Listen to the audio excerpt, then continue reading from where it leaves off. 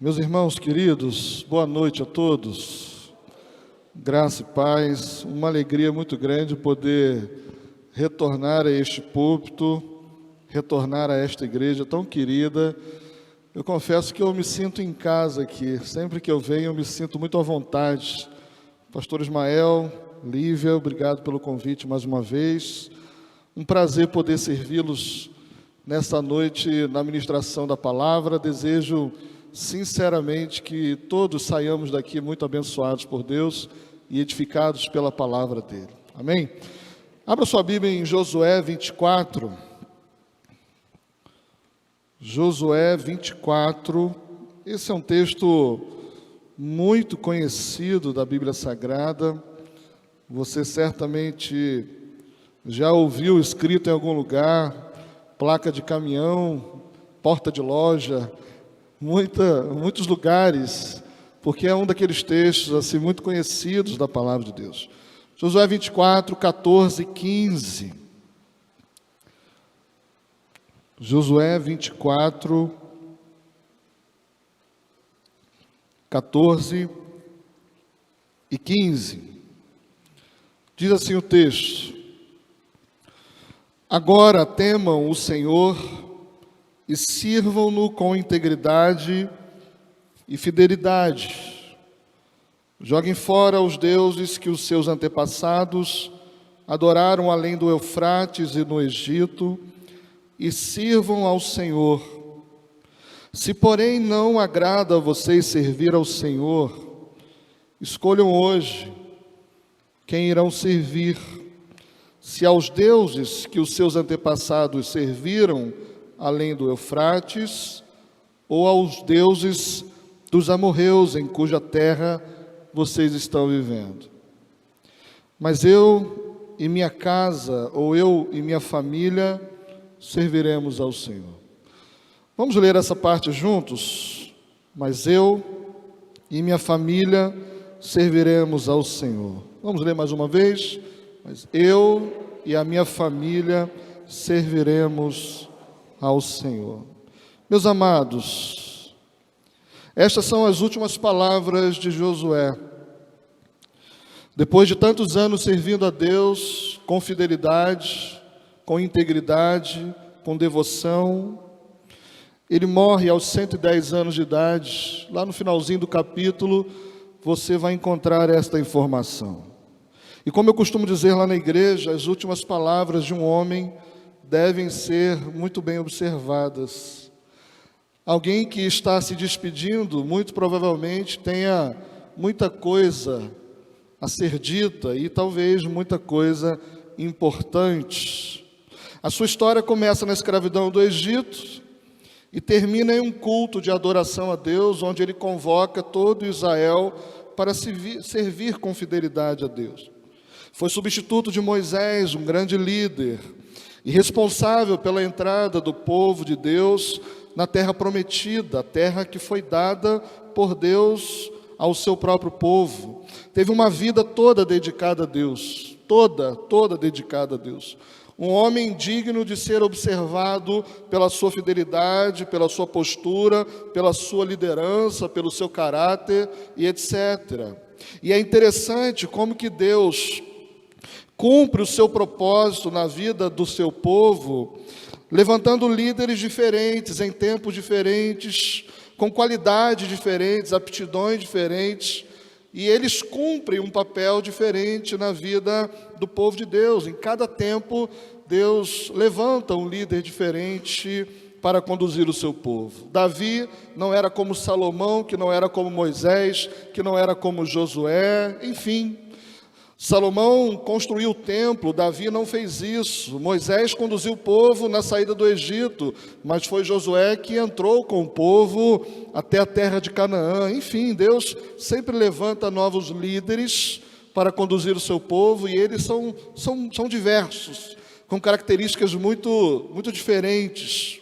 Mas aqui o que está acontecendo é que há um futuro a ser decidido. Então Josué, verso 1, reuniu todas as tribos de Israel em Siquém, Convocou as autoridades e os líderes, os juízes e os oficiais de Israel, e eles compareceram diante de Deus. Josué poderia muito bem dizer como Paulo: combati um bom combate, terminei a carreira e guardei a fé, e não dizer absolutamente nada se despedindo. Mas, depois de tantas advertências, havia ainda idolatria no meio do povo, havia ainda uma postura que não era condizente com a vontade de Deus. E é isso que Josué tem como objetivo ao conclamar toda a comunidade de Israel: desafiá-los a viverem para Deus em sinceridade, em obediência, fidelidade e devoção. O objetivo de Josué aqui é conclamar o povo a viver integralmente para Deus. Integralmente para Deus. Israel era um povo rebelde de coração. Vivia um ciclo entre desobediência, que levava ao sofrimento, que levava à angústia, à dor e a um clamor a Deus por socorro. E Deus, na sua infinita misericórdia, na sua infinita compaixão, os atendia. E aí então eles se voltavam para Deus arrependidos ou supostamente arrependidos, mas era só uma questão de tempo para que este mesmo povo se voltasse contra Deus e seguisse um caminho que Deus não aprovava. Israel não se cansava dessa postura de desobediência. E tem gente que é assim. Tem gente que insiste no erro, por mais que ele sofra, por mais que ele veja a dor que aquilo está causando, por mais que ele experimente na pele o sofrimento de tudo aquilo que ele está vivendo e está provocando, ele ainda insiste em continuar naquela condição. Mas após uma dura repreensão, o povo firmou uma aliança de viver integralmente para Deus, ou supostamente. Nos versos 23 e 24, diz o texto: agora então, joguem fora os deuses estrangeiros que estão com vocês e voltem-se de coração para Deus, voltem-se de coração para o Senhor, o Deus de Israel. E o povo disse a Josué: serviremos ao Senhor nosso Deus e lhe obedeceremos. Essa foi a declaração do povo. Ao reunir o povo, meus irmãos, Josué ele fala basicamente três coisas. Primeiro, sobre os perigos de Israel no futuro. Israel poderia experimentar no futuro, caso não obedecesse a Deus, momentos muito difíceis, como de fato experimentou. Deus tinha uma aliança firmada com o seu povo e queria o seu bem, mas isso dependia da fidelidade deles. Se eles abandonassem a Deus, poderiam inclusive perder o direito de viver livremente na terra que era deles. Jeremias 29:11 diz assim: porque eu sou o Senhor, eu conheço os planos que tenho para vocês, diz o Senhor, planos de fazê-los prosperar e não de lhes causar dano, planos de lhe dar-lhes esperança em um futuro. Josué sabia que se os israelitas não adorassem exclusivamente a Deus, acabariam adorando a quaisquer outros deuses. Eles precisavam então tomar uma decisão muito sincera, muito verdadeira. E esse é o ponto central desse texto. Servir a Deus com integridade, servir a Deus com verdade, servir a Deus com devoção, não parcialmente. Eles precisavam dessa postura. As duas coisas não seria possível. Não dava para continuar adorando os deuses dos cananeus, dos amorreus, dos outros deuses, e servir ao Deus de Israel. Deus ele não aceita ser dividido com ninguém. E esse é o problema de muitas pessoas. Achar que elas podem servir a dois senhores, e Jesus disse que é impossível servir a dois senhores. É impossível. Deus deseja a exclusividade do nosso coração, a integridade da nossa alma, a verdade do nosso ser. E isso não pode ser negociado de maneira nenhuma. Conscientemente ou não, todos nós adoramos algo ou alguém, porque fomos criados para adoração. O ser humano não é neutro. Nós precisamos entender isso. Deus nos criou para adoração. De modo que, se não adoramos a Deus, o único vivo e verdadeiro Deus, adoraremos a qualquer outra coisa. Ou Deus assume tudo de fato no nosso coração, ou então outra coisa ocupará o nosso coração, ocupará espaços em nosso coração. Mas ficar sem adorar, nós não ficaremos, porque o nosso coração não foi criado para ser neutro no que diz respeito à adoração. E Josué, ele fala das bênçãos de Deus, ele adverte quanto ao futuro, ele fala das bênçãos de Deus no passado, ele lembra o povo dos feitos de Deus. Ele começa uma sequência onde ele fala de muitas coisas que Deus fez por aquele povo. Em outras palavras, o que Josué está dizendo é: tudo que vocês são é por causa de Deus. Vocês nem sequer eram povo. Deus formou um povo, Deus conduziu um povo, Deus livrou o povo, Deus atuou sobre este povo, Deus levantou líderes sobre o povo, Deus fez coisas extraordinárias no meio do povo, e é por isso que vocês estão aqui. Não há outra razão de vocês estar aqui a não ser pela mão de Deus. Meus irmãos, Israel seria uma presa muito fácil na mão de muitos inimigos. Se não fosse o Senhor, eles certamente seriam destruídos.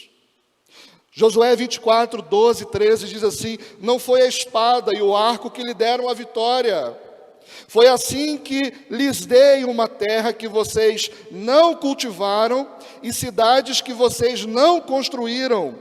Nelas vocês moram e comem de vinhas e olivais que não plantaram. Israel tinha uma memória curta. Leia o Salmo 78 que você vai entender isso. Israel tinha uma memória muito curta, se lembrava com muita facilidade dos feitos de Deus, e a sua ingratidão muitas vezes o levava para longe de Deus. Se esquecia com muita facilidade daquilo que Deus havia feito por eles. Eram ingratos e insaciáveis. E aí Josué, então, com base nessas duas questões, olhando para o futuro e observando tudo que Deus havia feito no passado, diz a eles: vocês precisam se posicionar. Há uma responsabilidade no presente, porque ter um futuro próspero e abençoado estava relacionado diretamente às decisões que eles precisavam tomar. Vejam, meus irmãos, que há uma urgência no chamado de Josué. Ele diz: agora, temam o Senhor e o sirvam com integridade. Esse aqui é o resumo de todo esse texto. Sirvam com integridade, com verdade. E escolham hoje a quem vão servir. Mas ele se posiciona e ele diz claramente que ele e a sua casa, eles vão continuar servindo a Deus. Servirão ao Senhor. Tem uma preocupação com o futuro na Bíblia que nós não devemos ter, que é aquela preocupação com o amanhã, no que diz respeito ao que vestir, ao que comer, que a Bíblia tanto adverte, que traz ansiedade, desgasta o coração, aflige a nossa alma, nos deixa inquietos, sem dormir, à base de remédios e coisas parecidas. Mas há uma preocupação quanto ao futuro que nós precisamos ter, que é a condução da nossa vida, que é a condução da nossa casa, que é a condução da nossa família. E esse futuro, nós devemos nos preocupar, sim, seriamente, inclusive. Porque, meus irmãos, as decisões que nós de fato tomamos hoje, elas vão ter reflexos mais adiante. Muito provavelmente hoje você esteja vivendo coisas que decidiu há muitos anos atrás. E a vida, ela é assim, a gente não decide futuro lá no futuro. A gente não espera o futuro chegar para decidir. A gente se organiza para isso, a gente decide hoje. E é exatamente isso que Josué está dizendo. Hoje, vocês precisam, na verdade, decidir o que vocês vão fazer.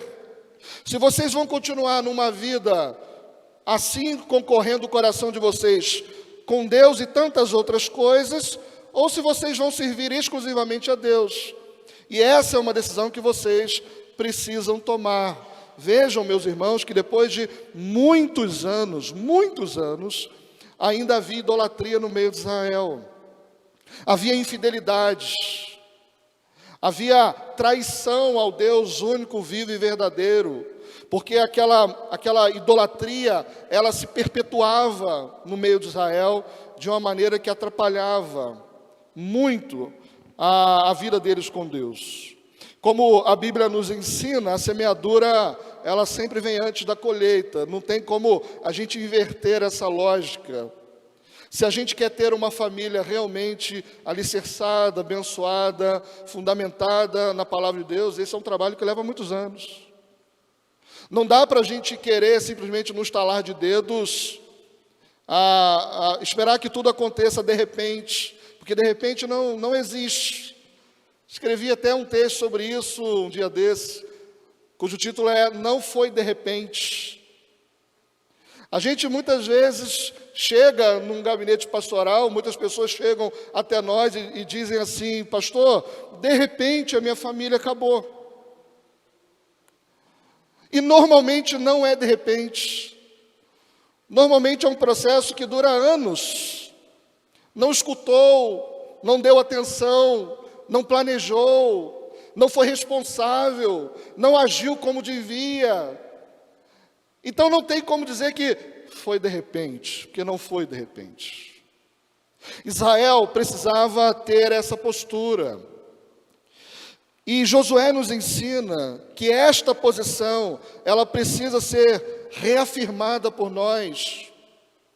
E ele também tinha preocupação com a sua família, em preservar a sua família. Esse não é um texto que trata todo de família. Ele trata de servir a Deus com integridade. Mas no meio disso, Josué inclui a sua família.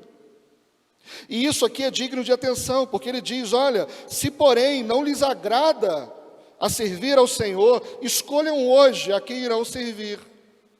Se aos deuses que os seus antepassados serviram, além do Eufrates, ou aos deuses dos amorreus, em cuja terra vocês estão vivendo. Mas eu e a minha casa, eu e a minha família, serviremos ao Senhor. Josué, meus irmãos, é um servo incrível.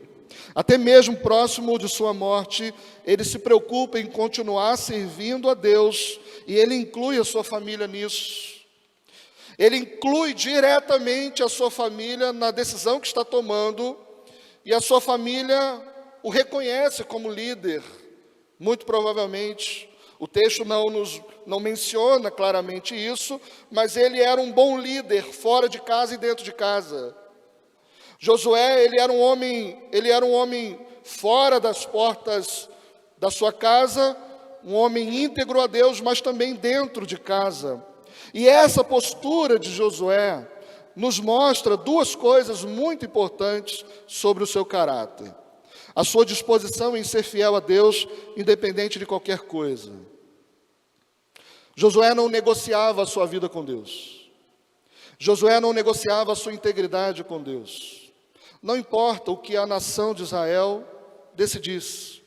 Ele estava disposto, ele estava inclinado, o seu coração estava muito bem resolvido quanto a isso, e nada mudaria a sua decisão, tanto é que ele se mantém íntegro durante toda a sua vida. Lê a história que você vai ver como que Josué, ainda jovem, já era um homem temente a Deus e leal ao Senhor. Ele era um homem que temia Deus, fora de casa e dentro de casa. Provérbios 9:10 diz: o temor do Senhor é o princípio da sabedoria. Vejam, meus irmãos, que tomar uma decisão diante de Deus e diante das pessoas não tem nada a ver com a cultura, não tem nada a ver com a decisão dos outros, não tem nada a ver com como a sociedade pensa, não tem nada a ver como os meus amigos da faculdade pensam, não tem nada a ver como os meus colegas de trabalho pensam, tem a ver com o meu temor a Deus. Tem a ver com a maneira como eu enxergo Deus e vivo para Deus. Porque quem serve a Deus precisa constantemente se posicionar diante de muitas coisas. E muitas vezes isso vai custar caro.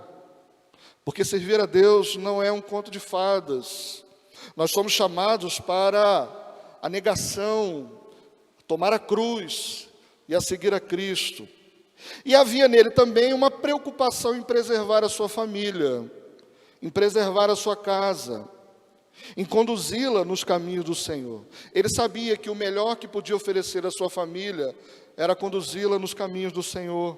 A sua firme convicção coloca a sua família no caminho certo de servir a Deus e aponta o caminho para a maneira como a sua casa devia servir a Deus.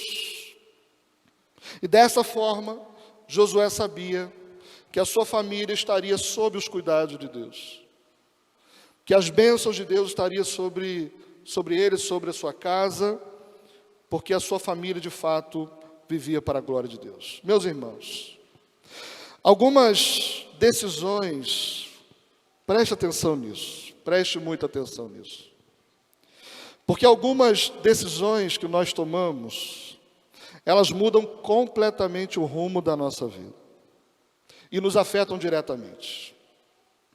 Por exemplo, escolher a roupa com que vamos a um culto não muda absolutamente nada na nossa vida. A cor do carro que vai comprar, ou se vai comprar um carro ou não, muda pouco, tem implicações, mas não tão drásticas, tão radicais. Escolher o que vai jantar, por exemplo, após o culto, não vai interferir tanto na sua vida. Agora, meus irmãos, escolher, por exemplo, com quem você vai se casar, com quem você vai construir uma família, com quem você vai dividir a sua vida, essa é uma decisão que muda radicalmente o rumo da sua história. E essa decisão, quando não acertada, pode trazer implicações seríssimas para toda a sua vida. Nós precisamos entender que a família não é algo que se deixa para depois. A família não é algo que a gente protela.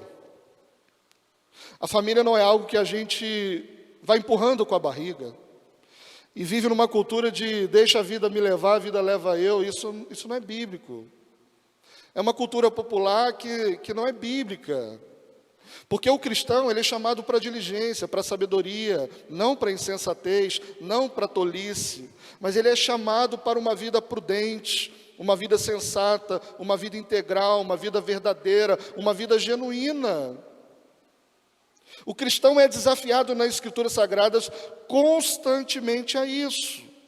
A vida, meus irmãos, nos desafia a tomar decisões durante o curso dela. E algumas nós até temos condições de escolher, outras não, algumas coisas são impostas. Quando recebemos, por exemplo, um diagnóstico ruim, é uma imposição. Não é uma coisa que nós escolhemos. Mas tem muitas coisas que a Bíblia nos chama, nos desperta, nos desafia a uma postura. E é nesse sentido que Josué dirige a sua vida e dirige a sua família. A ideia principal, eu quero repetir isso para os irmãos, é a integridade, é a fidelidade, é a exclusividade no serviço a Deus, é a adoração familiar. Deus não quer só a nossa adoração pessoal, mas também a nossa adoração familiar. Aquela figura do pai, da mãe, dos filhos vindo para a igreja e todos ali servindo a Deus, essa é uma ideia bíblica. E esse é um desejo de Deus, e tudo isso com integridade, com exclusividade, com verdade e com devoção. Só nessa parte do texto, do 14 para baixo, a palavra servir aparece 15 vezes. 15 vezes. Isso nos dá uma ideia do que o texto de fato trata. Por que isso? Porque há um perigo muito grande, meus irmãos, de servirmos a Deus, mas sem integridade. E era o caso de Israel. Israel poucas vezes deixava de adorar a Deus. O problema de Israel não era simplesmente deixar de adorar a Deus. deixar de ir ao culto no sábado. O problema de Israel não era esse. O problema de Israel era ir ao culto sábado e servir a outros deuses também. Esse é o ponto.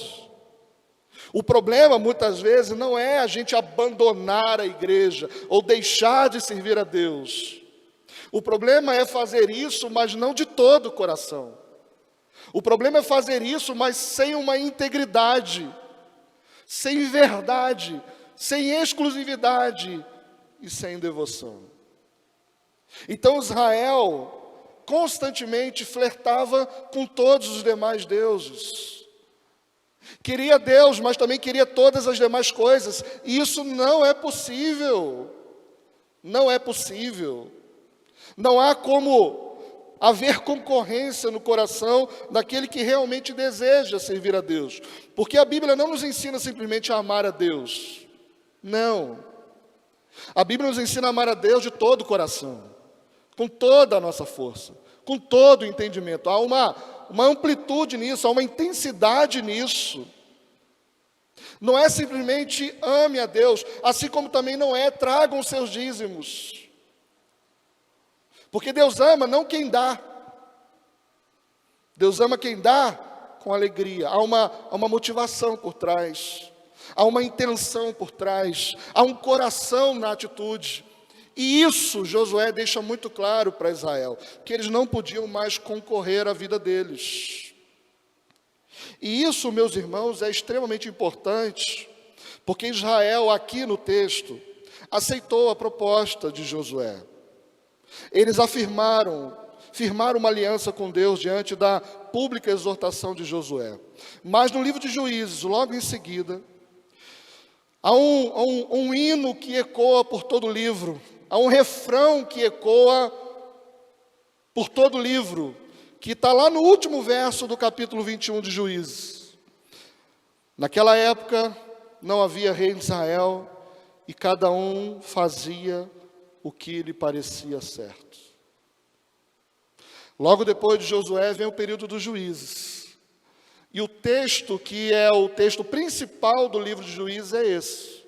Não havia liderança em Israel e cada um vivia como bem entendia. Cada um vivia como bem queria. Vejam que essa declaração pública não durou muito tempo. E se você vê, por exemplo, outros textos, você vai ver que uma geração servia a Deus com integridade porque se voltava para Deus.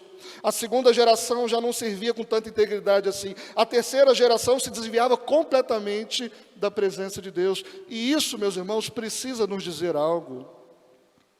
Porque nós estamos aqui num culto de família, observando a vida de alguém que defendia a sua família, que lutava pela sua família e que se posicionava pela sua casa. Servir a Deus, meus irmãos, é uma escolha pessoal, intransferível e deve ser feita com devoção. Agora temam ao Senhor e sirvam-no com integridade e fidelidade.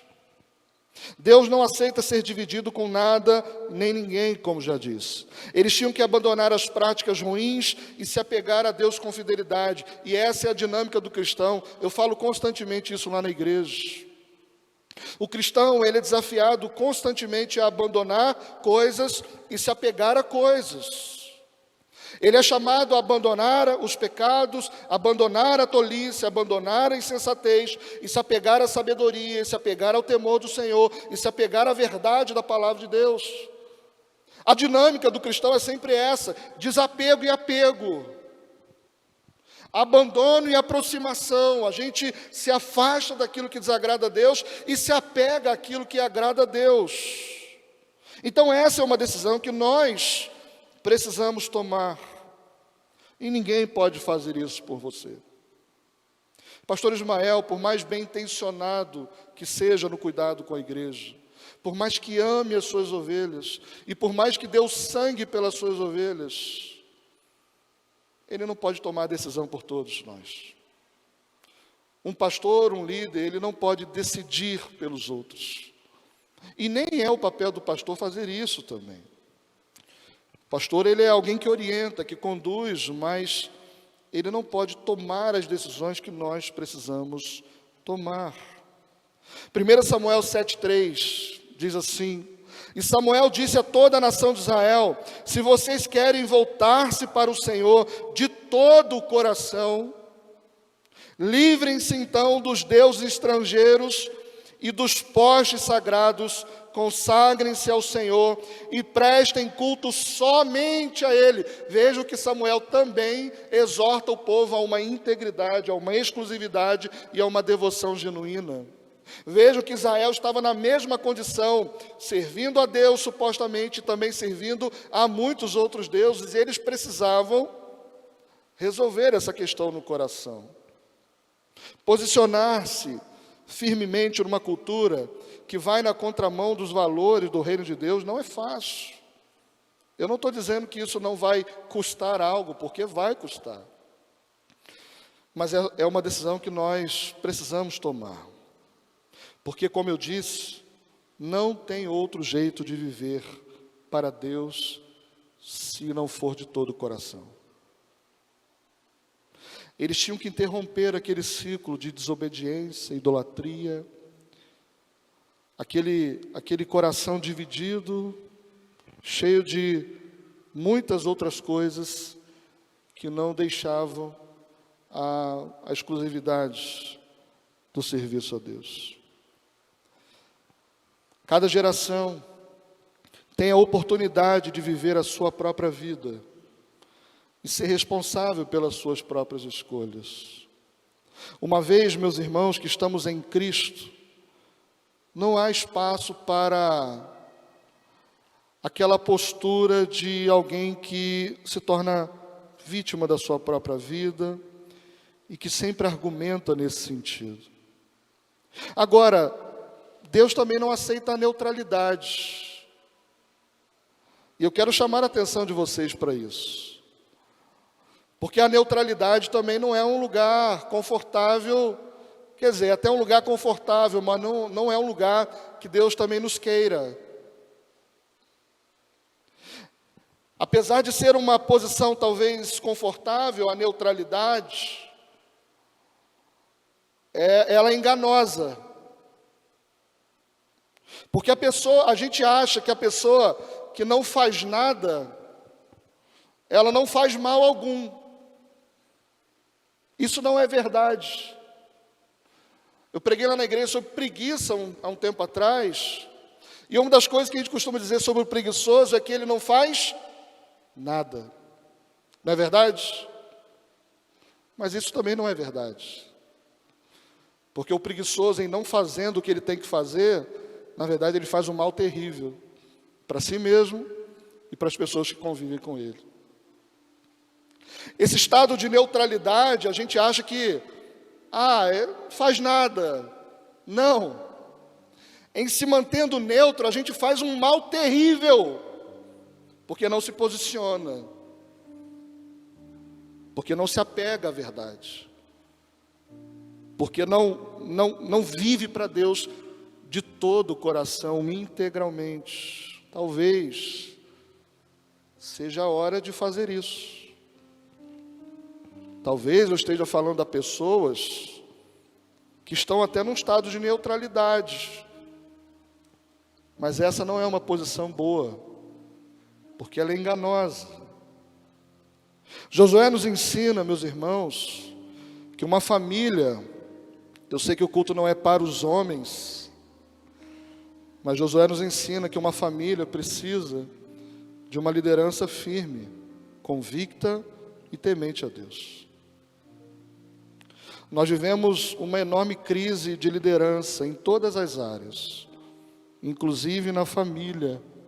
Aqueles que deveriam ser exemplos estão cada vez mais em declínio, inclusive na igreja também. Nunca se ouviu tantos escândalos na liderança da igreja.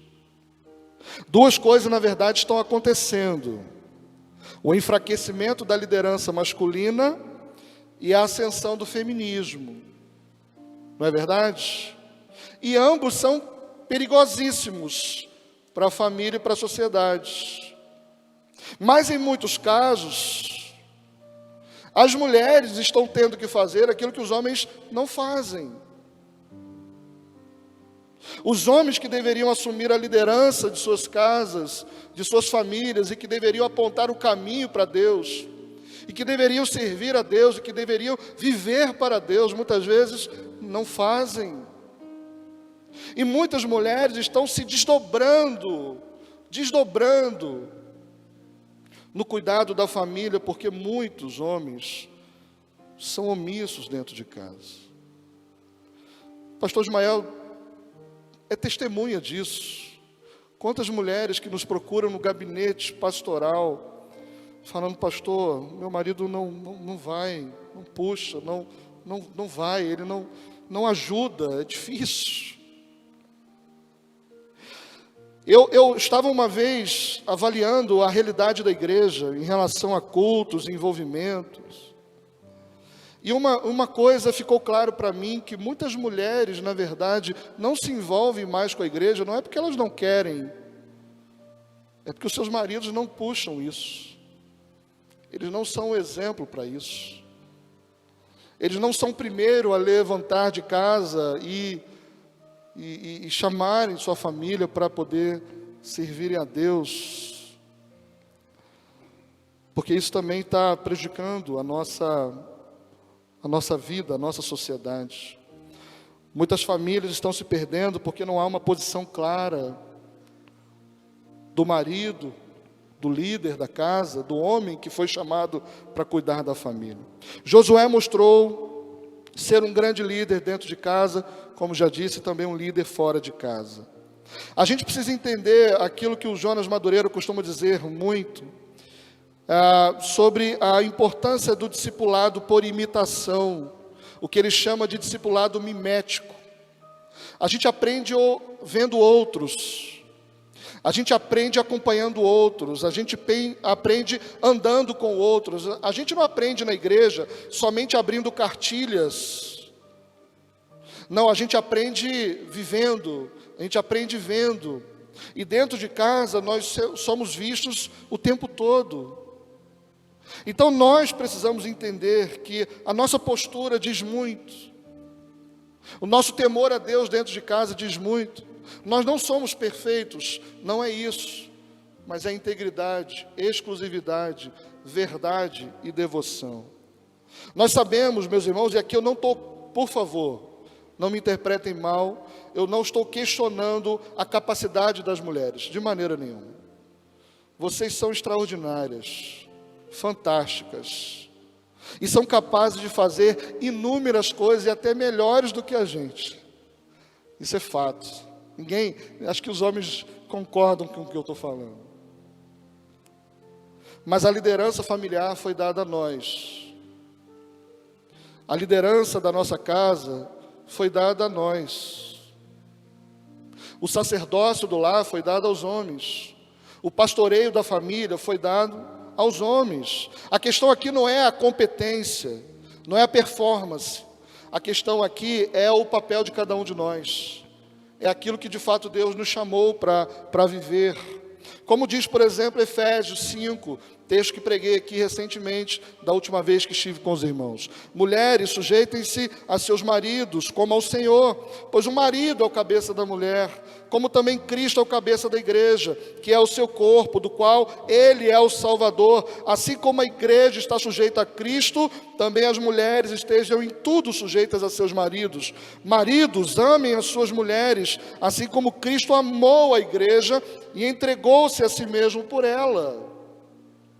1 Pedro 3,7, de modo que vocês, maridos, sejam sábios no convívio com suas mulheres e tratem-nas com honra como parte mais frágil e coerdeira do dom da graça da vida, de forma que não sejam interrompidas as orações de vocês. Efésios 6,4 vai falar do marido, do pai, daquele que cuida da sua família, dos seus filhos também. Pai, não irrite seus filhos, antes crie-nos segundo a instrução e o conselho do Senhor. A Bíblia deixa claro, meus irmãos, que as mulheres e os filhos precisam de uma boa postura dentro de casa do homem. E nós precisamos falar sobre isso. E é extremamente importante a gente tratar sobre essa questão. Que fique claro, repito, que eu não tenho nada contra as mulheres se desenvolverem. Não é isso o que estamos tratando. Não é isso. A questão é que não podemos nos esquecer daquilo que Deus criou e disse que é muito bom. Muito bom. Em minha experiência pastoral, eu vejo que as mulheres, muitas vezes, são aquelas que fazem de tudo para segurar as suas famílias. A maioria das pessoas que nos procuram no gabinete pastoral, tentando segurar o casamento, restaurar o casamento e lutando pelo casamento, normalmente são as mulheres. Normalmente são elas. E as nossas decisões, a nossa postura, precisa nos aproximar de Deus e aproximar as nossas famílias de Deus. Mas eu e minha família serviremos ao Senhor. Pergunte-se,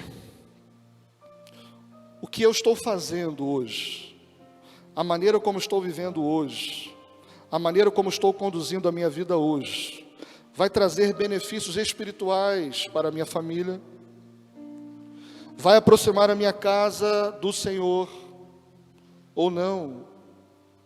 Nós podemos, meus irmãos, dar o mundo para as nossas famílias e para os nossos filhos, mas se não estamos aproximando eles, do Senhor, nós estamos falhando terrivelmente, ainda que possamos dar o mundo todo a eles. Que sucesso é esse que compensa o fracasso da família? A nossa família é algo muito precioso para Deus, um presente de Deus. Ela é digna de toda a nossa atenção, de toda a nossa devoção. E você sabe o que acontece quando a gente não se posiciona, quando a gente não toma uma postura, quando a gente deixa para amanhã. O dia passa e nada acontece, a semana passa e nada acontece, o mês passa e nada acontece, o ano passa e nada acontece, a vida passa e nada acontece. Como diz Eclesiastes 11:4, quem fica esperando que o vento mude e que o tempo fique bom, nunca plantará e nem colherá. Um dia o filho cresce, um dia a mulher cansa, um dia o marido se entristece, um dia o marido desiste, um dia talvez essas coisas aconteçam. Algumas famílias, estou caminhando para o final, elas têm tempo para tudo, meus irmãos. Não é verdade? Menos para Deus. Lazer, saídas noturnas, futebol de domingo, o clube, as festas e etc. E isso é ruim? De maneira alguma. Tudo isso é maravilhoso, desde que esteja no seu devido lugar. E não seja algo que concorra à nossa exclusividade e à nossa devoção a Deus. A gente tem que parar muitas vezes de ficar correndo atrás do vento, correndo atrás de coisas supérfluas, porque os bens supérfluos, como disse Pier Paolo Pasolini, os bens supérfluos tornam a vida supérflua. Eu quero terminar contando para vocês um breve testemunho de um cirurgião chamado Christian Barnard. Texto que eu compartilhei hoje no Facebook, compartilhei com a minha igreja também. Christian Barnard foi um homem extraordinário, uma cabeça brilhante. Foi um cirurgião cardíaco. Ele foi quem realizou o primeiro transplante de coração na história da humanidade. Isso em 1967. E além disso, contribuiu em muitas outras áreas da medicina que ajudaram a salvar inúmeras vidas. A história da medicina nunca mais foi a mesma depois de sua fantástica atuação e contribuição. E ele tem um livro chamado On Life. E em seu livro, ele fala com pesar da perda da sua família, depois de tanto ter corrido para ser um excelente médico e um brilhante cardiologista ou cirurgião cardíaco. Ele diz assim, eu termino: ó meu Deus, cometi o erro mais terrível da minha vida. Não pareça tão surpreso, disse sua esposa. Já desistimos de você. Achamos que você nunca mais voltaria. Mas foi apenas um pequeno atraso, eu respondi. Eu, inclusive, lhe escrevi a respeito. Nós estávamos fabricando válvulas aórticas para o coração. Estávamos construindo uma nova possibilidade de vida, disse ele. Ela se voltou para ele e disse: mas você também estava construindo uma família. E na sua tentativa de construir válvulas aórticas e de resolver o problema do coração de tantas outras pessoas, você se esqueceu de cuidar da sua própria casa. Que Deus nos ajude para que isso seja realmente uma prioridade. É um desafio, mas é assim que deve ser. Vamos orar? Senhor Deus, obrigado pela Tua palavra bendita que nos direciona, nos exorta, nos conduz. Obrigado, Deus, pela vida de Josué, um grande homem, temente a Deus, que vivia de maneira sincera para o Senhor. Ajuda-nos, ó Deus, em relação a isso. Ajude as nossas famílias a viverem para Deus de maneira exclusiva, de maneira integral, de maneira verdadeira e de maneira devota. Tire do nosso coração, Deus, as muitas coisas que concorrem com a devoção ao Senhor. E nos ajude, ó Deus, a observar com seriedade a responsabilidade que temos com a nossa vida diante do Senhor e também com as nossas famílias. Que o exemplo de Josué seja para nós um estímulo a uma vida piedosa, a uma vida santa, a uma vida reta, mas a uma vida de alguém que se posiciona firmemente e que, em se posicionando, também carrega a sua família para viver para Deus.